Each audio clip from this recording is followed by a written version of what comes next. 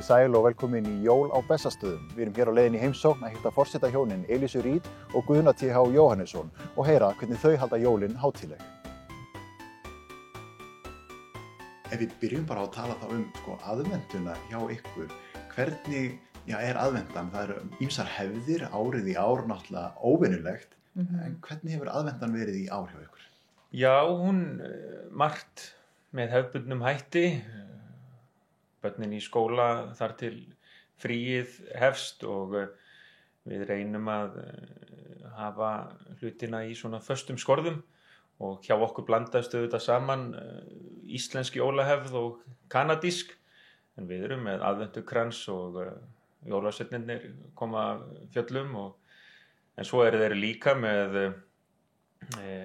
jólasokk með sér sem fullur af gjöfum sem voru opnaðar á jóladag. Mér finnst mjög gaman að baka þá ég búin að reyna að baka svolítið mikið og hafa til alls konar smákökur og litla kökur og eitthvað sætandi yfir aðventuna. En kannski eitt sem ég sakna í ár getur ekki taka þátt stundum, það svo mikið aðventumessur og við höfum oft og sækja tónleikar og aðventu tónlist sem ég finnst mjög falleg á þessu tími ársins. En við það var hægt að streyma og sjá sjónvarpinu og allt þetta. En það kannski eitt sem ekki alveg það sama og venjulega. Hvað ertu að baka? Sko, ég að baka alls konar og ég reyna að baka mjög mikið en ekki að setja of mikið markmið því að það nóg að gera sem að þarf að sýna yfir aðventuna og ég var að baka svona kanadíska nanaimo-bitar og smákökur og ávaxta svona ensk jólakaka svo kallað eftir uppskriftin hennar ömmu mína og hvað fleiri guðinir? Jú, piparkökur sjálfsögðu, maður bæti við svona íslenska hefði líka, alls konar bara það sem dettur í hug. Já, einmitt og ég man núna þegar þú nefnir að aðventu tónleikar að auðvitað frábært að njóta tónlistar lista fólks sem maður fær bara í stofu í gegnum streymi en nú rifjast upp fyrir mér til dæmis Mozart við kertaljós, það voru tónleikar hér í Garðakirkju í nágrenninu fyrir nokkrum árum sem Hallfríður Ólafsdóttir heitin stýrði eða sáum og auðvitað söknum við þessa þáttar jólahaldsins og auðvitað líka setur það sinn svip og hefur sett á allan undirbúning jólana í ár að ég segi ekki, get ekki frjálst höfuð strokið en að þurfa að fækka mannamótum, við hittumst ekki öll fjölskyldan eins og við gerum venjulega og þar fram til göttunum og allt þetta festist okkur örugglega í minni en nú getum við líka hort björtum augum fram á veg. Nú býður bóluefnið og við hljótum að eiga þá raunsæju von að við höldum gleðileg jól næsta ár með hefðbundnari hætti en raun var á í þetta sinn.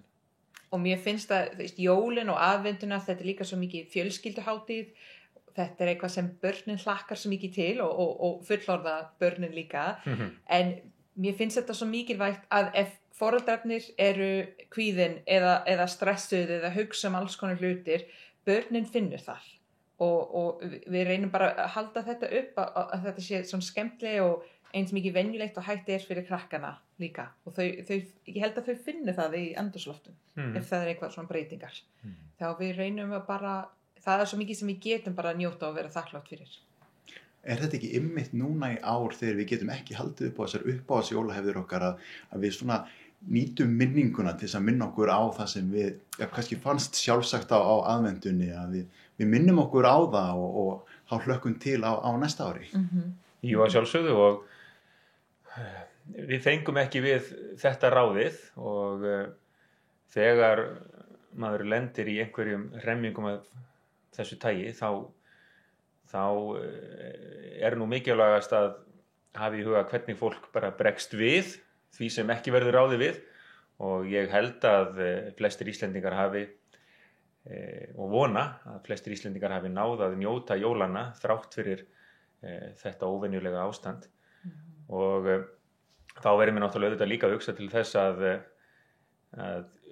hjá sumum bættist við annar vandi laust fyrir jól fellur þessi mikla skriða á Seyðisfirði og maður getur rétt ímyndað sér hversu mikið áfall það var. Blessunarlega var það ekki mannskaði og allt annað hjóm í þeim samanburði, en fólk þurfti að yfirgefa heimili sín rétt fyrir jól og auðvitað skall hurðnar í hælum.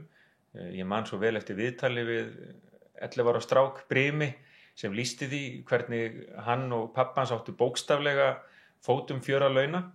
Þannig að við hin sem njótum þess að vera í betri stöðu, eigum bara að hugsa hlýtt til þeirra sem héldu jól í skugga þessara náttúruhamfara, og ég óska þetta öllum meistra allsins besta og við hlökkum til að halda austur þegar tökur á, þegar við vitum að það hægt að taka vel á móti okkur og við getum náð að spjalla við fólk og sýna í verki að þegar á reynir í þessu landi þá stöndum við saman.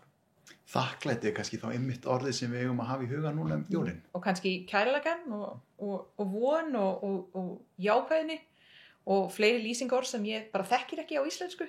En mér finnst þessa hátíð líka snýst það, kærleikan og bara hugsa vel hvort annað, og það eitthvað sem breytist ekki í ár þó við getum ekki hýst í einu persónu. Já, og aftur því miður það svo í okkar samfélagi að sumir geta ekki fagnað jólum á eigin heimili. Fólk þarf að vera utan heimilis. Fólk fagnar jólum í kvennaathvarfinu. Sumir halda jólin hátíðleg, gerðu það núna í ár og fyrri ár hjá Hjálpræðishernum, og mikið það nú þakkarvert að þeir eru til í okkar samfélagi sem hugsa fyrst og fremst það á þessum hátíðardögum að sinna öðrum, hjálpa öðrum. Og það aftur einmitt kærleikur í verki sem við eigum að þakka öll fyrir. Ef við tölum aðeins meir ykkar jól, þessa blöndu af íslenskum og kanadískum jólum, hvernig kom þessi kanadísku jólin? Degi seinna. Já, einmitt. Við vorum að borða kálkuna jóladagur heldur en 24. En það bara því að þetta hefðin sem ég ólst upp með, og ef ég elda, hér ær. Já. Og En mér finnst þetta skemmtilegt að blanda þetta saman, og þetta reyndar mjög algengt í Kanada, því að Kanada svo fjölbreytt land og allir á sitt eigin hefð, eða kannski halda ekki einu sinni upp á jólin, að það ekkert svona rétt eða rang leið til að halda upp á aðventuna á jólin, og við höfum bara alltaf svolítið blanda þetta saman, og þá kemur jólasveinu komu auðvitað dagana fyrir jólin, og svo jóladagur þá Santa Claus búinn að koma, og við borðum kalkún og breyta til svolítið grænmetis, en sjálfsög í ár voru ekki fjölskylda með, það var bara okkur lítið fjölskylda, en það er líka gaman. Ég skal fúslega viðurkenna að mér reyndist þetta, ekki beint örðugt, en mér fannst þetta skrítið að opna ekki gjafirnar að kvöldi aðfangadags eins og við erum vön hér á Íslandi, en okkar samband gengur út á það að aðlaga hvort öðru, og málamiðlun nú víst lykilorð í góðu sambandi, skulum við segja. Þannig að smám saman fór ég nú líka að sjá kostina við það að hafa jólahaldi þannig að morgni jóladags vöknum við öll fyrir allar aldir. Mjög snemma. Já, krakkarnir eru þannig. En þá þetta mjög svona rólegt og notalegt. Við erum bara ennþá í náttfötin, ekki búin að skipta föt og gera sér klár þannig. Þannig að allur dagurinn fer í svona að opna pakkana og það, ég mæli alveg með því líka sko. En auðvitað á mínu æskuheimili þá var það eins og víðast hvar á Íslandi að við borðuðum okkar hátíðar kvöldi aðfangadags og svo þurfti að vaska upp sem okkur krökkunum þóttu nú taka óratíma og ákvaðum að hjálpa til, en svo tókum við til óspilltra málana að opna pakkana. En hitt hefur sína kosti eins og ég var að nefna að vera bara í rólegheitum að morgni og fram eftir degi að njóta þessara stundar. Er það ekki mitt galdurinn við góðar hefðir og jólahefðir að maður haldi í gamlar en skapi líka nýjar? En svo er líka spurningin, hefur það breytt ykkar jólahefðum að flytja hérna á Bessastaði? Já, ég man vel eftir, ekki samt nógu vel til þess að geta haft það orðrétt eftir, en ég man eftir viðtali við mann í sjónvarpinu, laust fyrir jól. Brynjólfur Kristinsson heitir hann, sem heldur upp á jólin eða hélt upp á jólin á Grund og gat ekki farið að hitta sína ástvini eða fengið þá í heimsókn, en sagði svo innilega vel að ef maður er með jól í hjartanu þá skiptir ekki máli hvar maður heldur upp á jólin, og það eru orðasönnu. Auðvitað er það öðruvísi á marga vegu að fagna jólunum hér á Bessastöðum sem er bæði okkar heimili en leið híbýli sem eru ekki okkar heldur þjóðarinnar, en það er algjört aukaatriði. Við fögnuðum jólunum, við áttum góð jól saman og þegar maður getur glaðst yfir því, þá er maður ekkert að horfa í kringum sig og sjá hvert útsýnið eða í hvaða húsi maður er. Mér finnst það reyndar ekkert svo öðruvísi á jólin sjálf, hvernig við erum að halda upp á það. Það kannski hefur verið oftast meira að gera yfir aðvenduna, meira svona hefðbundir hlutir að gera, tónleikar til að sækja og allt þetta, og maður getur alls ekki kvarti við því. Þetta er bara forréttindi að getur taka þátt í sem margt í aðvenduna. Og svo kannski, mér finnst alltaf að stærsta breyting er þá bara 1. janúar, af því að það hefur verið alltaf svo mikið svona hefðbundar hlutir, orðveitingar og móttökur og allt þetta á 1. janúar sem við vorum það ekki með fyrir utan það. En jóladagur og aðfangadagur sjálf, það finnst mér bara ekki breyting. Það er alltaf mörg hlutur sem fylgja þínu embætti á þessum tíma akkurat. Þú er minni tíma þá til þess að sinna því sem að, þú kannski grunninn vilt, en þá fær maður einmitt að velta fyrir sér, hvað er það sem þú mátt alls ekki sleppa úr? Hvaða hefðir? Ég skal ekki segja, Bækur. Já. Lesa bækur yfir jólan. Ef ég hef lausa stund áramótin, þá þykir mér voða notalegt að sitja bara í góðum stól út í horni og lesa góða bók, einhverja bók sem maður fékk yfir jólin og hefur ekki náð að klára. Má ég bæti við einn persónlega frá þér sem ég skal bara láta þjóðina vita af núna? Þú veist ekki hvað kemur núna. Stopp. Að þér finnst eitt svona jólahefðir mjög gott alveg einu sinni en helst meira að hlusta á jólaplötu Boney M's. Já, það var alltaf á mínu æsku heimili. Mér finnst einhvern veginn að það hafi bara verið frá fæðingu frelsarans að Boney M hafi verið leikinn á jólunum. Já. Það verður bara að segja þessu. Og Elli Vilhjálms reynda líka. Elli og Vilhjálmur. Já, einmitt. En þetta var á mínu æsku heimili eftir að sú plata rataði þangað inn. Og þar höfum við það. Já. Og gott dæmi það að við erum ekki hér að segja það sem við höldum að falli best í kramið, því að Boney M hefur ekkert með Ísland að gera, eða landkynningu eða nokkuð slíkt. Nei.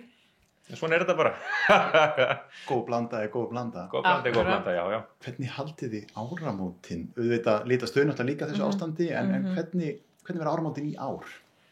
Já, og nú eru áramótin framundan og þau verða auðvitað með allt öðru sniði en venjulega. Og manni sýnist til dæmis að flugeldasala verði minni, það eru færri dagar sem flugeldar eru í sölu, engar brennur og væntanlega færri tilefni til þess að skjóta upp flugeldum, og fólk er líka orðið gætnara í þeim efnum. Það eru ýmis sjónarmið sem þarf að líta til, umhverfissjónarmið og fólk sem er með astma og aðra kvilla sem eru þess eðlis að reykur fer illa í fólk, kvartar undan flugeldaríki á gamlárskvöld. Og allt þetta leiðir til þess að þessi tekjulind björgunarsveitanna er ekki eins drjúg og oft áður. Og þess vegna finnst mér gott að nefna að ef fólk hefur tök á því að styrkja björgunarsveitirnar, og nú er maður aftur með hugan við hamfarirnar á Seyðisfirði eða flóðin fyrir vestan í byrjun árs og þess vegna finnst mér svo brýnt að við sem höfum á því tök, að allir sem geta látið fé af hendi rakna, styrki björgunarsveitirnar og aðra sem eru til taks hvar sem er og hvenær sem er. Það gæti vel verið þegar einhver björgunarsveitarmaður að horfa á þetta sjónvarpsviðtal akkurat núna að eitthvað kall komi í símann og þá menn bara roknir burt. Það gæti hafa verið yfir hátíðarnar. Þannig að mér finnst þetta svo gott dæmi kosti íslensks samfélags. Við eigum aldrei að berja okkur á brjóst að segja að við séum miklu betri en aðrir og gerum allt svo vel, því að svo ekki raunin, þó við getum verið sátt við margt í okkar samfélagi. Og eitt af því eru björgunarsveitirnar sem eru svo sterk táknmynd þess að þegar á reynir stöndum við saman, öll sem eitt. Landsmenn, hvaðan sem þeir koma, hversu djúpar rætur þeir eiga hérna eða eru nýkomnir. Við hjálpumst að þegar á reynir og þessi langloka það að reyna að styrkja björgunarsveitirnar skila sér vonandi í því að einhver ákveða að hjálpa til. En ef maður horfir einmitt yfir árið, það sjaldan reynt jafn mikið á akkurat núna einmitt að standa saman og það kannski nákvæmlega það sem við getum lært af þessu ári og nýtt okkur þá að standa saman og hugsa náungan. En inn í því felist að það einhverju stolti að vita að við erum hvert einasta okkur eða vonandi búin að vera hlutar af lausnar og ekki vandamálið og það gefur okkur, að mér finnst allavega einhvers konar ekki traust, sér svona stolti ef við erum búin að gera eins mikið og við getum til að hjálpa að leysa þetta vandamál. Þetta eins og hefur verið sagt svo okkur, í okkar höndum. Í okkar höndum, já. Já, og það sem líka jákvætt í því, finnst mér, að ég stend á því fastar en fótunum að fólk í þessu landi, almenningur allur, hafi ekki ákveðið í einhverri blindri hlýðni að verða við tilmælum sóttvarnar yfirvalda og stjórnvalda. Heldur hafi fólk hvert og eitt sig ákveðið að kynna sér málin og komist að þeirri skynsamlegu niðurstöðu að þessi allra hagur, ekki bara hvers og eins, heldur samfélagsins í heild, að grípa til skynsamlegra sóttvarna hverju sinni, þvo sér vel hendur, spritta hendur, virða 2 metra reglu þegar hún var í gildi, reyna að fækka mannamótum, tilkynna þegar í stað eymsl sem gætu verið einkenni veiruna og þar fram eftir göttunum. Sum sé, ekki boðvald að ofan og blindur ótti sem ræður för, heldur bara almenn skynsemi fólks í þessu landi sem vill, einmitt eins og Elísa nefndi, vera hluti lausnar frekar en vanda. Og vel má vera að einhverjum þykir þetta frasakennt eða innantómt. En allur almenningur sýndi í verki að þetta var lausnin. Aftur, við erum ekki í þeirri stöðu að geta sagt að við séum betri en aðrir í einu og öllu, en við getum samt sagt við okkur sjálf og aðra, veldu stað á jarðakringlunni að vera á árið 2020 til þess að gæta eigin öryggi og njóta þess frelsi sem við eigum að geta notið og Ísland væri afar ofarlega á slíkum lista. En svo ég get kannski bara væta við að fyrir okkur, sem búin að få hendunar og spritta og forna hópmynda saman og allt þetta, það sjálfsög fullt af fólki í framlínan sem búin að gefa, 500% í síðasta 9 mánuði, fólk í heilbrigðiskvelfi, fólk í skólakerfið og fólk sem að vinna út í búðin og fram eftir götuna til að nota í fyrsta skipti í íslensku frasi. Þar fram eftir götum. Já, ok. Guðni búin að skilja núna það sem ég að segja þegar ég alveg að ruglast. En þetta fólk á svo miklu meira þakka skylda. Þakklæti skilið. Já, ég búin að oft hugsa í þetta ár sem kona velendur upprunni hér sem ólst upp annar staðar. Ég held að sé engin annar staðar í heimi sem ég myndi vilja vera en á Íslandi í þetta heims faraldur og það þetta fólk að þakka. Já, auðvitað gekk ekki allt upp og við mistum fólk og við hefðum getað gert betur á sumum sviðum, en þrátt fyrir allt þá getum við litið öxl og sagt við okkur sjálf: þetta gekk eins vel nánast og hægt var að óska sér. Við lærum þá af mistökunum og leifum okkur að horfa björtum augum fram á veg. Bindum vonir við bóluefnið sem kemur og þá mun aftur birta til hérna. Þá verðum við mjög snögg að komast á flug aftur. Þá fáum við vind í seglin. Ég ætla að knúsast allt sem ég þekkir. Já, einmitt. Og við höfum svo margt hérna.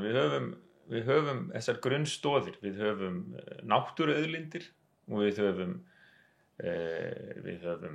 auðlindir huga og handar. Við höfum vel menntað samfélag.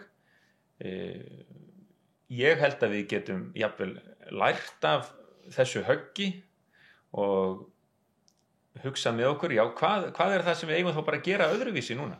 Við eigum, finnst mér, að leggja aukna áherslu á eftir föngum á nýsköpun, á menntun á hverju sviði, á fjölbreytni í atvinnulífinu, og við eigum að horfa til þess að við eigum þetta land 103.000 ferkilometra og það eru ótæmandi leiðir til þess að nýta það á sjálfbæran og umhverfisvænan hátt, þannig að fólk sem vill búa í fjölmenni geti fundið sér stað þar, þeim sem líður betur í dreifbýlinu geti liðið vel á þeim stað. Hvað þarf til þess að svona gott samfélag, og nú kemur bara í hugan fúnkeri og ég veit að það er ekki gott orð.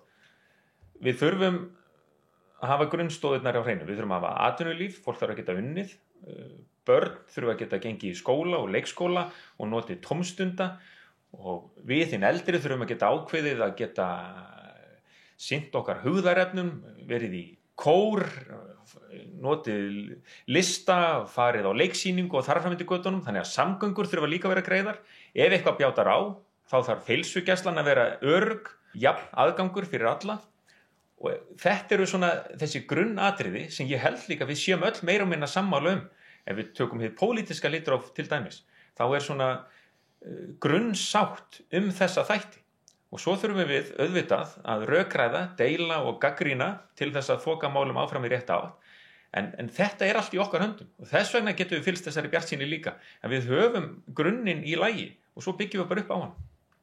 Við stöðum að tala um bjartsýnina, ef við hugsum þennan tíma sem eru að fara núna í jólin og jólin munu auðvitað litast af því ástandi sem er núna í samfélaginu, en í grunninn eru jólin alltaf eins og svona þýðing jólana hérna svona rétt að lokum. Hvað þýða jólin í ykkar huga?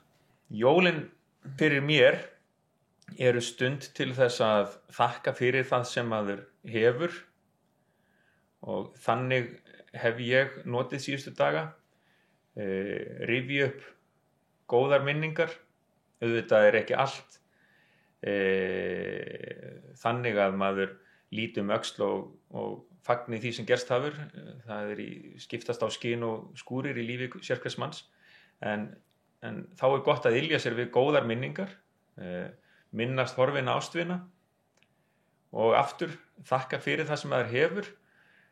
Jafnvel þótt það fari kannski frekar yfir á áramótin, hugsum árið sem var að líða og hvað maður getur gert betur og hvernig maður ætla að reyna að gera betur á árinu sem gengur í garð.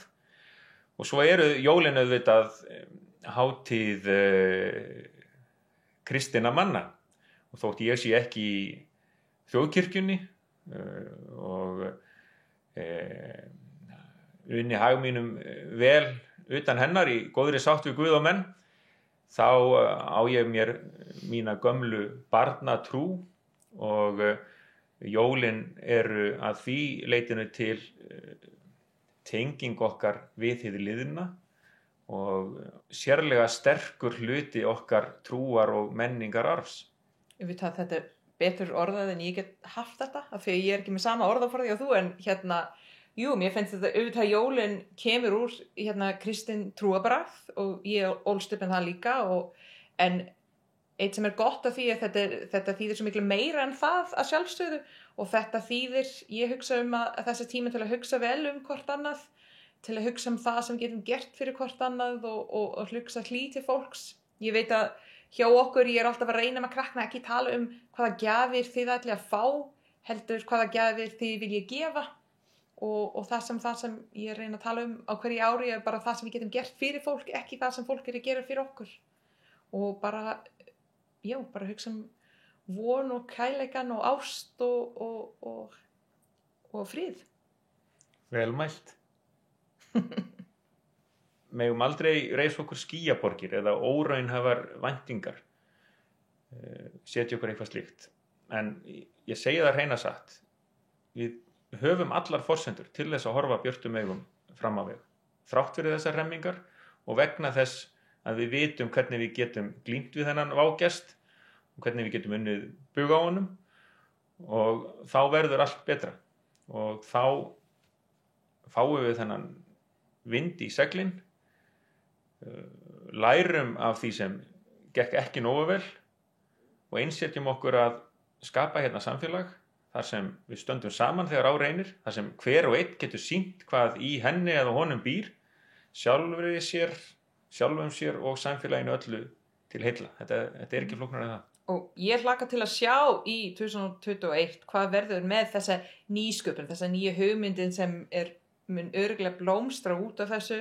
Ég hlakka til að ferðast aftur innanlands á Íslandi, við notum þetta í sumar þegar það var þessa tímabil sem það var í hægt að sjá landinu aðeins, það var alveg yndislegt og það verður eitthvað gott sem kemur úr þessu, nýjar hugmyndir, nýjar lausnir, nýjar leið til að gera hlutir og ég hlakka til að sjá hvað þetta verður.